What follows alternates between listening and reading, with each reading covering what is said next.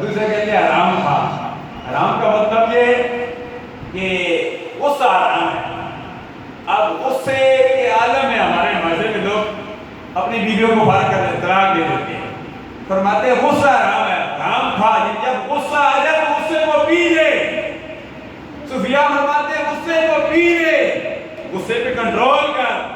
غصے میں یہ نہیں کہ غصہ آئے تو غصے سے جو اپنی بیوی کو فارغ کر دے. غصہ آئے بے جا تو اپنی اولاد کو مارنا شروع کر دے, بے جا اپنی بیوی کو مارنا شروع کر دے, بے جا تو گالیاں نکالنا شروع کر دے. سرکار نے فرمایا جب غصہ آئے تو غصے پہ کنٹرول کر. لا حول ولا قوت الا باللہ العلی العظیم. تو یہ ہے غصہ. غصے کو پی لینا غصہ حرام ہے. سرکار نے فرمایا غصہ حرام ہے, اس لیے غصے کو پی لینا یہ حرام کھانے کے مترادف ہے. اور کوئی دیکھ نہ رہا ہو رب کی بارگاہ میں چھپ جانا, کوئی فرد بات نہ بیٹا دیکھ رہا ہو, نہ بیوی دیکھ رہی ہو, نہ کوئی مقتدی دیکھ رہا ہو, نہ کوئی امام دیکھ, کوئی بھی نہ دیکھ رہا ہو, رب کی بارگاہ میں چھپ جاؤ.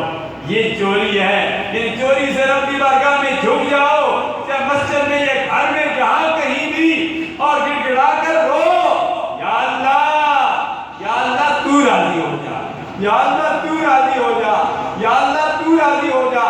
جب رب راضی ہو جائے گا تو ساری باتیں بن جائیں گی. سینہ چاکانے چمن سے سینہ چاکانے چمن کا ملاب ہو جائے گا. رب فرشتوں سے فرمائے گا اے فرشتوں, فلاں بندہ تنہائی میں مجھے یاد کر رہا ہے, آجزی و انکساری کا اظہار کر رہا ہے, توبہ استغفار کر رہا ہے. اے فرشتوں گواہ ہو جاؤ میں نے اس کے گناہوں کو معاف کر دیا. آج کی رات یا اللہ ہم دعا کرتے ہیں ہمیں ان بندوں میں شامل فرما دے.